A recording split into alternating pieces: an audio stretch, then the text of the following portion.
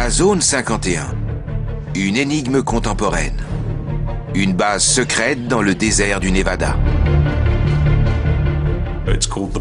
On l'appelle Box, Ranch, Container, Zone 51, Groom. Elle a beaucoup de noms différents.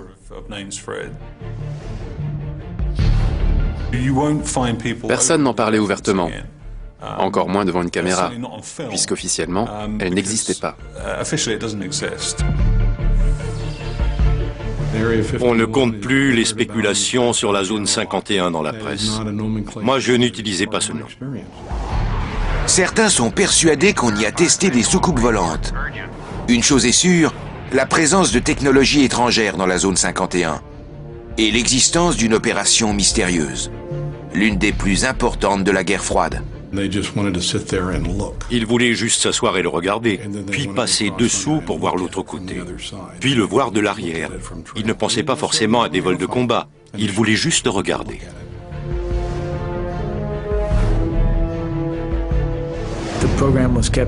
Le programme a été tenu secret. Toute l'escadrille est demeurée un mystère bien gardé. Rien n'a jamais transpiré.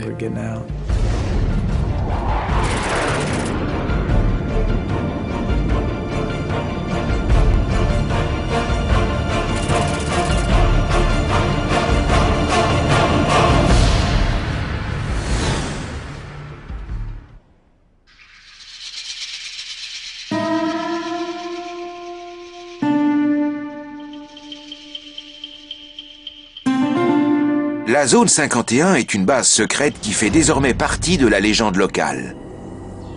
Les spéculations sur les ovnis et les martiens planent sur ce territoire affublé de quantité de noms. En Europe, on se moque des Américains. Depuis, l'armée et les services secrets des États-Unis ont admis qu'ils s'étaient sérieusement intéressés aux ovnis pendant des décennies.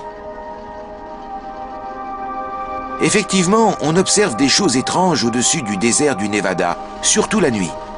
Bill Whiffen consacre tous ses loisirs à surveiller le ciel de cette zone interdite.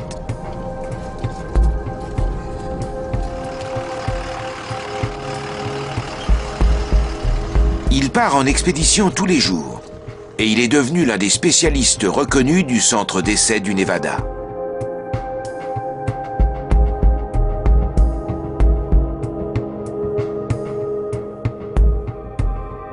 La zone 51 est aussi grande que la Corse et se trouve non loin de la côte ouest des États-Unis.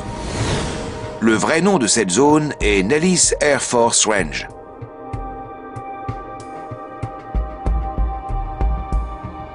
Bill Whiffen vit à Rachel, un village de 200 habitants dans le désert, situé à 50 km de la base aérienne de Groom Lake, elle-même au centre de la zone interdite.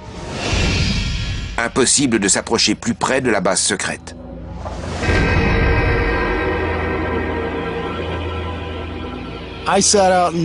Je me suis souvent posté dans une des vallées du désert et j'ai vu des engins circulaires aplatis qui venaient de la zone 51. Et ils montaient et restaient suspendus en l'air. L'un d'eux ressemblait à une sphère, mais il changeait de forme. Un côté s'aplatissait, puis s'arrondissait de nouveau et ça recommençait. Un phénomène que je n'arrivais pas à m'expliquer, même avec la meilleure volonté du monde.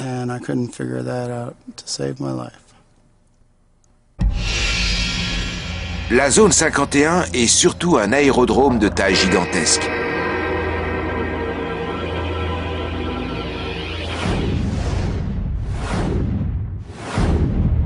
La piste d'atterrissage de Groom Lake fait 8,3 km. C'est la plus longue du monde.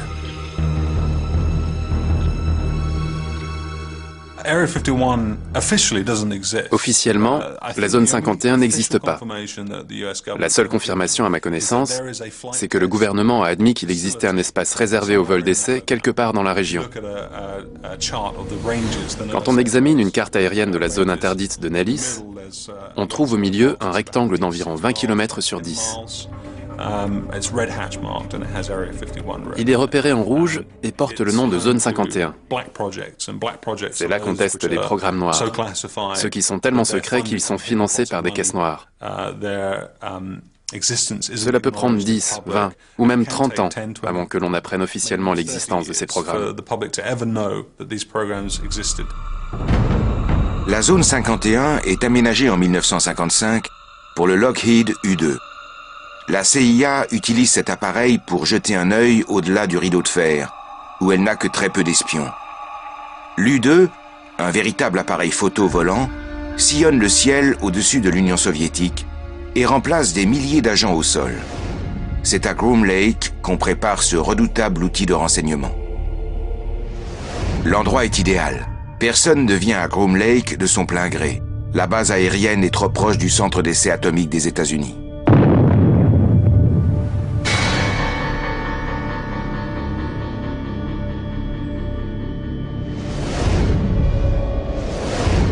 C'est toujours dans la zone 51 qu'on fait les essais du successeur de l'U-2. Cet avion espion vole encore plus haut, et il est plus rapide qu'une balle de revolver, 3700 km/h. On jurerait qu'il a été construit pour un film de Batman.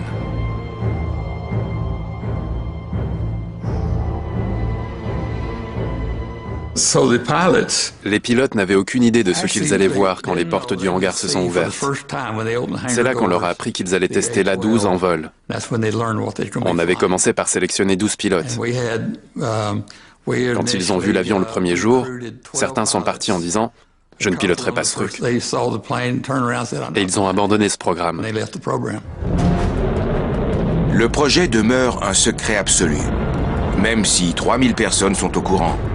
Les services de renseignement savent s'y prendre pour obtenir le secret total.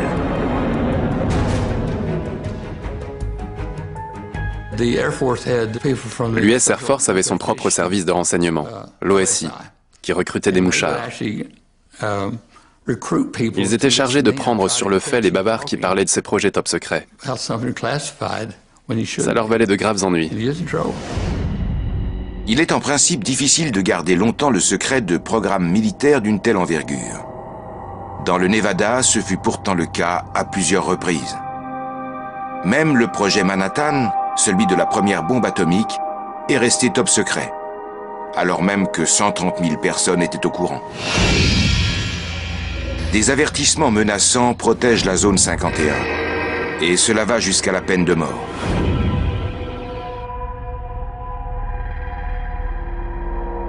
Le périmètre est truffé de caméras, de micros et de détecteurs de mouvement. Même à 40 km de distance, les hauteurs qui permettaient d'observer la base font maintenant partie de la zone interdite. Si la protection semble parfois d'un autre âge, la surveillance de la zone 51 est sans faille. Il y a des détecteurs datant de la Deuxième Guerre mondiale qui signalent les objets métalliques de grande taille. L'alerte est transmise au poste de garde qui peut savoir qu'un véhicule se déplace dans telle ou telle direction. On dirait presque un rituel. Les camionnettes blanches surgissent de nulle part, telle une menace muette. Les gardes disposent d'armes redoutables. Mais il est exceptionnel qu'ils aient à en faire usage.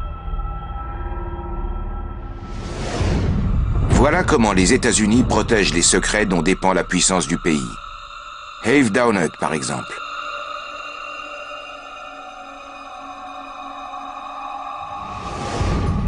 Have Downut, c'est le nom de code donné à une opération des services secrets.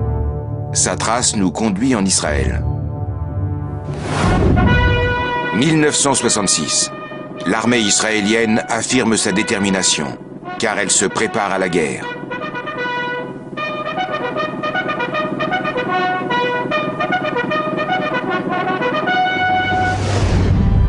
Les États arabes ennemis d'Israël disposent de plus de 400 MiG fournis par l'Union soviétique.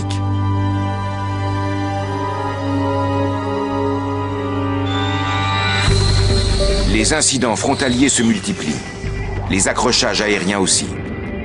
Les Israéliens font face à un nouvel adversaire, le jet soviétique le plus moderne, le MiG-21. Nous avions eu quelques accrochages avec des MiG, mais on ne connaissait pas exactement les performances et la maniabilité de l'appareil. C'était vital pour nous d'obtenir des informations.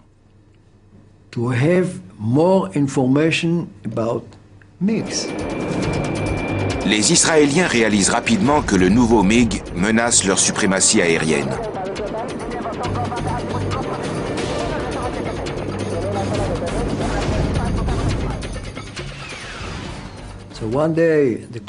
Un jour, le chef du Mossad, le général Amit, a dit au général Weizmann, qui commandait les forces aériennes, « Nous avons certains contacts qui pourraient peut-être vous procurer un MiG-15 ou un MiG-17. »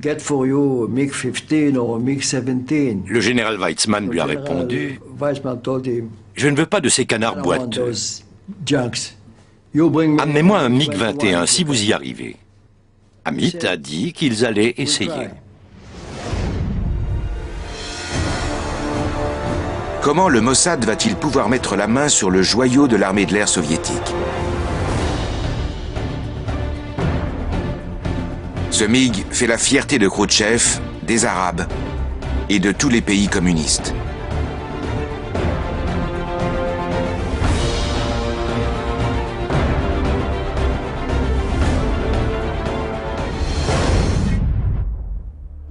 Le MiG-21 est en service dans l'armée de l'air irakienne.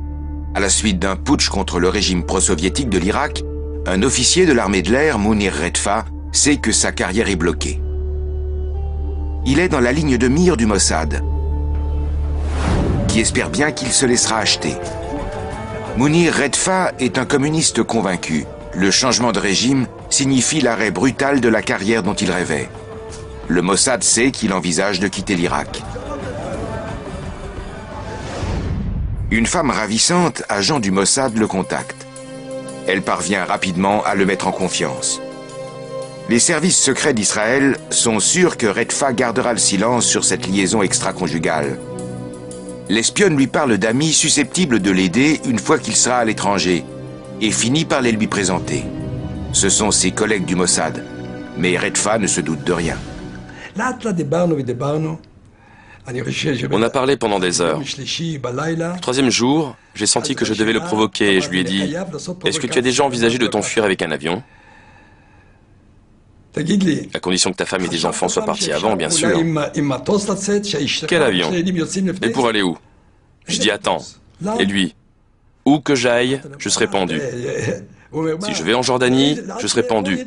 Si je vais en Syrie, je serai pendu. Ou bien je serai ramené ici et ils me prendront aussi. Alors je lui ai dit, il y a peut-être un endroit, si tu me fais confiance comme moi je te fais confiance.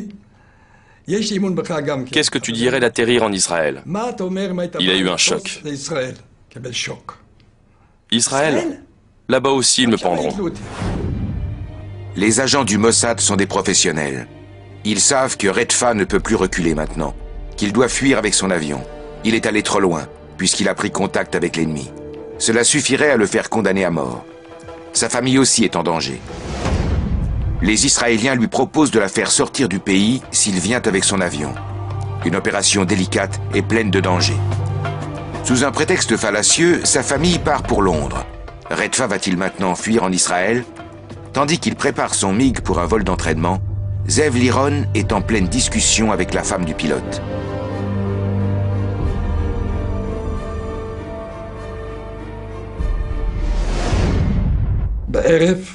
Pendant le dîner, je lui ai annoncé que j'avais à lui parler. Les enfants dormaient, je lui ai dit « Demain nous partons. » « Pour où ? » « Pour Israël. » « Quoi ?» Hystérie totale. Je lui ai demandé si son mari l'avait mise au courant. Absolument pas. Elle pleurait. Je suis sûr que les voisins ont dû l'entendre hurler. Demain, je n'irai nulle part. Je vais à l'ambassade d'Irak et je leur raconte tout. La nuit a été dure. Je lui ai dit, la vie de ton mari est entre tes mains. Il n'a pas encore atterri chez nous. Au bout de quelques heures, elle finit par se calmer. Mounir Redfa prend la fuite.